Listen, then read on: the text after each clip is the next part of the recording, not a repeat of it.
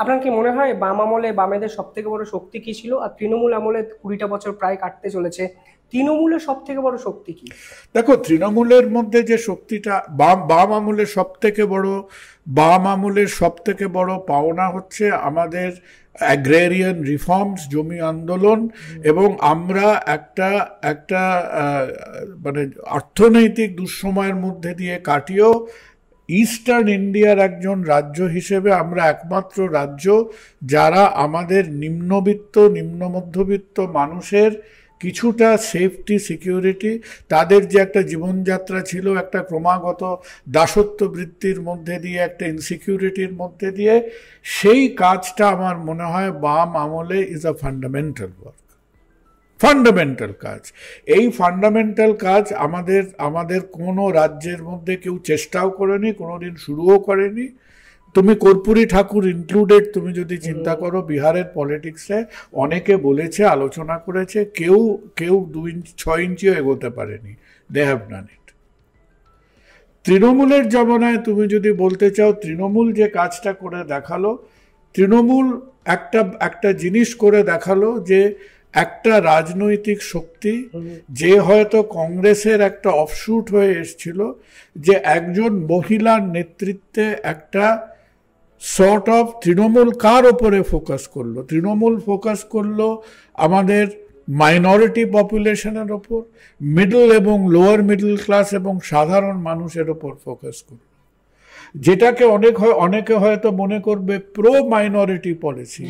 তার মধ্যে তৃণমূল আমাদের হয়তো একটা সামাজিক স্টেবিলিটি দিতে পেরেছিল, অর্থাৎ আমরা বাকি ভারতবর্ষের মতো অটোমেটিক কোথায় কোথায় খালি হিন্দু মুসলমান হিন্দু মুসলমান হিন্দু মুসলমান করব, হয়তো পলিটিক্যালি সেটার মধ্যে সমালোচনা আছে যে তুমি মাইনরিটিদের তোষণ করছো, এ করছো, এরকম বলে।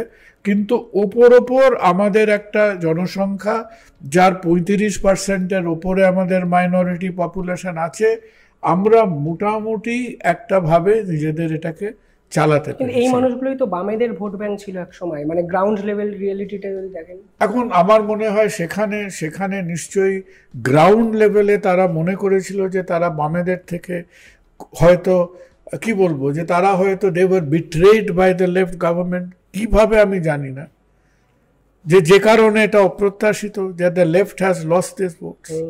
তুমি যদি আজকে সারা ভারতবর্ষে বিভিন্ন প্রান্তে তুমি যদি বিজেপি টু তৃণমূল হিসেব করে দেখো, বিজেপির হয়তো কিছু কিছু জায়গায় একটা অর্থনৈতিক, একটা আপার মিডল ক্লাস ডেভেলপমেন্টের দিকটা তারা হয়তো জোর দিয়েছে, খানিকটা অ্যাচিভও করেছে, কিন্তু সেই ডেভেলপমেন্ট আমরা এক হাতে পেয়েছি, অন্যদিকে আমরা হয়তো আমাদের সামাজিক ইনক্লুসিভিটির ব্যাপারটাকে নড়বড়ে করে ফেলেছি। তৃণমূল অন্যদিকে যেটা অ্যাচিভ করলো সেটা হচ্ছে আমাদের এই 35% মাইনরিটি পপুলেশন নিয়েও তারা মোটামুটি একটা সেলোটেপ মেলোটেপ লাগিয়ে আমাদের সোসাইটিকে একটা জায়গায় নিয়ে এলো।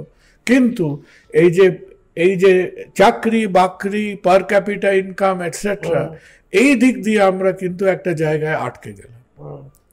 তো ইকোনমি ইজ টু সোসাইটি যদি ব্যালেন্স করে দেখো, দুজনের মধ্যে তুমি একটা কন্ট্রাডিক্টরি বিহেভিয়ার পাবে। আপনার কি মনে হয় যে ইতিহাস বুদ্ধদেব ভট্টাচার্যকে কিভাবে মনে রাখবে আর মমতা বন্দ্যোপাধ্যায়কে কিভাবে মনে রাখবে? আমাদের পরের প্রজন্ম তো এদের বইতে হয়তো এনাদের কথা পড়বে, কিভাবে এদেরকে চেনাবে মানুষ? দেখো, আমার মনে হয় না যে এখনো মমতা বন্দ্যোপাধ্যায়ের, আমার মনে হয় না যে ইট ইজ টু আর্লি। 20 বছরের একটা স্প্যান তো হয়েছে, 20 বছরের একটা স্প্যানে আমার মনে হয় মমতা বন্দ্যোপাধ্যায়ের লেগেসি যদি তুমি আজকের দিনে চিন্তা করো, মমতা বন্দ্যোপাধ্যায়ের লেগেসি হবে একজন একরোখা, অ্যাবসলিউটলি তার নিজের অবজেক্টিভে মমতা বন্দ্যোপাধ্যায় খুব একটা কম্প্রোমাইজ করেননি কারোর সঙ্গে। উনি হয়তো, তুমি মমতা বন্দ্যোপাধ্যায়কে বলতে পারো যে মমতা বন্দ্যোপাধ্যায়ের স্ট্রেংথ হচ্ছে যে সে 20 বছরের ওপর সময় ব্যাকগ্রাউন্ডে থেকে সে একেবারে নিজের একটা দল, নিজের একটা এজেন্ডা নিয়ে, যার মধ্যে ইনহেরিটেড পলিটিক্সের বিন্দুমাত্র ছিল না। ওনাকে হয়তো কিছু সময় রাজীব গান্ধী পছন্দ করত, কেউ হয়তো এদিক ওদিক তিনি পছন্দ করতেন, কিন্তু কেউ ওনাকে হাত ধরে কোনো মসনদে বসায়নি।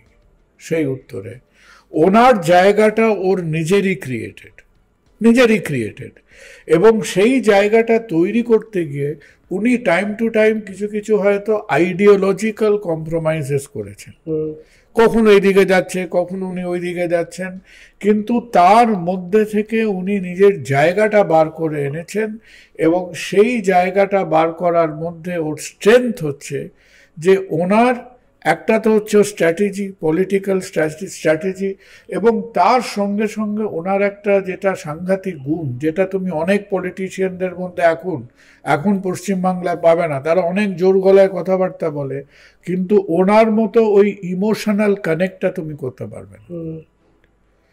যে মানুষটা একেবারে খাতায় কলমে পলিটিক্সের ব্যালেন্স শিট লিখছে না, সে কিন্তু ওর সঙ্গে ইমোশনালি কানেক্ট করছে, শি ক্যান কানেক্ট ইট।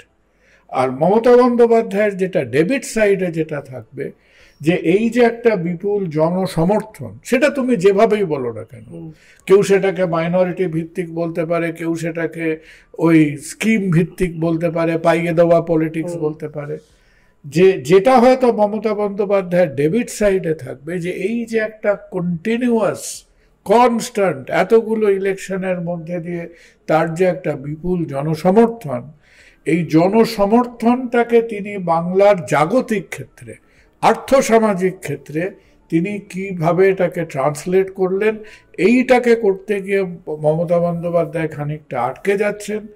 আর আরেকটা কথা বলবো, মমতা বন্দ্যোপাধ্যায়কে